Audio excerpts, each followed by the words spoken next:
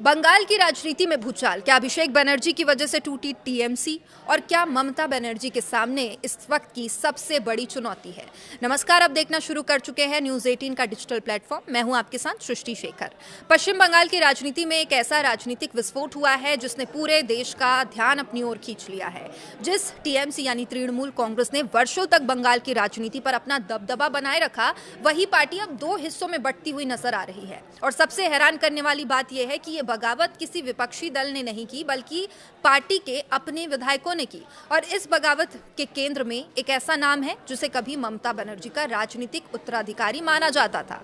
जी हां, हम बात कर रहे हैं अभिषेक बनर्जी की। आखिर ऐसा क्या हुआ कि टीएमसी के अधिकांश विधायक पार्टी नेतृत्व के खिलाफ खड़े हो गए? क्यों एक ऐसा दल जो कल तक सत्ता का सबसे मजबूत स्तंभ था, आज अंदरूनी संघर्ष से जूझ रहा है? आइए पूरी कहानी समझते हैं। राजनीतिक संकट तब सामने आया जब टीएमसी के विधायक ऋतव्रत बनर्जी ने 80 विधायकों में से 58 विधायकों के समर्थन का दावा करते हुए विधानसभा में अलग गुट बनाने की घोषणा कर दी। अब ऋतव्रत बनर्जी ने विधानसभा अध्यक्ष के सामने दावा किया कि उनका गुट ही असली तृणमूल कांग्रेस है और उन्हें आधिकारिक मान्यता दी जानी चाहिए। सबसे दिलचस्प बात यह रही कि विधानसभा अध्यक्ष ने उनके दावे को स्वीकार भी कर लिया और नए गुट को मान्यता भी दे दी। इस घटनाक्रम ने बंगाल की राजनीति में भूचाल ला दिया, लेकिन कहानी यहीं खत्म नहीं होती। ऋतव्रत बनर्जी ने अपने बयान में साफ कहा कि उनकी लड़ाई ममता बनर्जी से नहीं। उन्होंने कहा कि ममता बनर्जी उनकी नेता थी और हैं और रहेंगी। वो चाहते हैं दीदी उन्हें आगे भी मार्गदर्शन देती रहें। यानी बगावत ममता बनर्जी के खिलाफ नहीं बल्कि किसी और के खिलाफ है। और बंगाल की राजनीति में लगभग हर व्यक्ति जानता है कि वो नाम कौन है। वो नाम है अभिषेक बनर्जी। पिछले कई वर्षों से तृणमूल कांग्रेस के संगठनात्मक ढांचे में अभिषेक बनर्जी का प्रभाव लगातार बढ़ता गया। पार्टी के भीतर कई वरिष्ठ नेताओं का मानना था कि निर्णय लेने की प्रक्रिया धीरे धीरे एक व्यक्ति के हाथों में केंद्रित होती जा रही है। कई पुराने नेताओं को लगने लगा कि पार्टी का पारंपरिक राजनीतिक चरित्र बदल रहा है। टीएमसी की स्थापना जिस जन आंदोलन और जमीनी राजनीति के आधार पर हुई थी, उसकी जगह धीरे धीरे पेशेवर और केंद्रीकृत राजनीति प्रबंधन ले रहा था। 2021 के विधानसभा चुनाव के बाद ये प्रक्रिया और तेज हुई।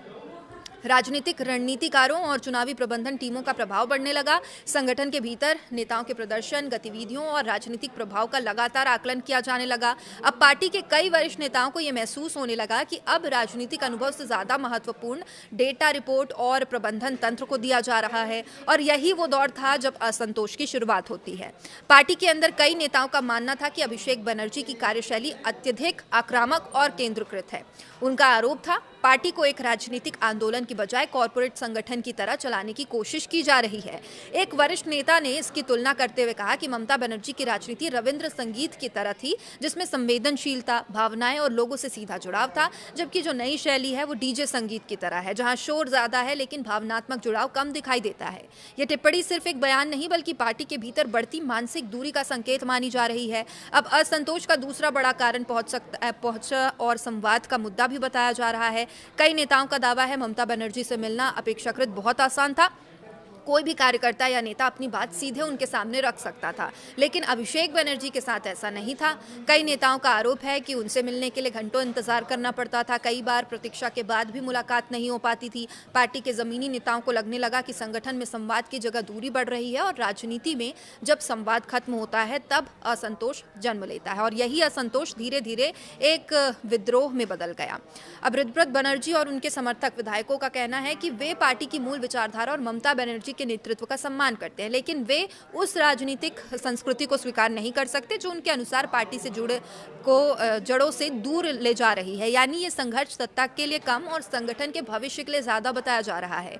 हालांकि राजनीतिक विश्लेषक इसे सत्ता संघर्ष के रूप में भी देख रहे हैं। उनका मानना है ये सिर्फ वैचारिक मतभेद नहीं बल्कि नेतृत्व की लड़ाई भी है।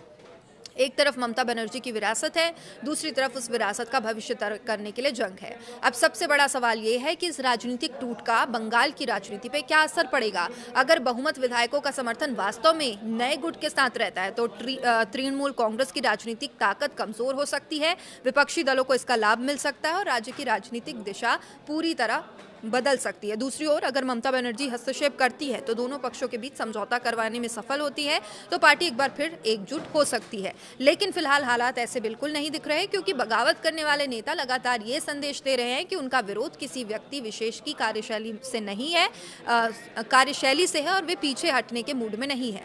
पश्चिम बंगाल की राजनीति में ये शायद सबसे बड़ा संगठनात्मक संकट माना जा रहा है। एक ऐसी पार्टी जिसने लंबे समय तक खुद को भाजपा और वाम दलों के खिलाफ एक मजबूत राजनीतिक शक्ति के रूप में स्थापित किया, आज खुद अपने सबसे बड़े आंतरिक संघर्ष का सामना कर रही है। अब निगाहें ममता बनर्जी पर सबकी टिकी है कि क्या दीदी इस संकट को संभाल पाएंगी, क्या अभिषेक बनर्जी अपनी शैली में बदलाव करेंगे या फिर बंगाल की राजनीति में एक नए राजनीतिक अध्याय की शुरुआत हो रही है। इन सवालों के जवाब आने वाले दिनों में मिलेंगे, लेकिन इतना तय है कि तृणमूल कांग्रेस के भीतर शुरू हुई ये लड़ाई अब सिर्फ एक पार्टी का मामला नहीं रह गया, बल्कि बंगाल की राजनीति के भविष्य तय करने वाली सबसे बड़ी राजनीतिक कहानी बन चुकी है।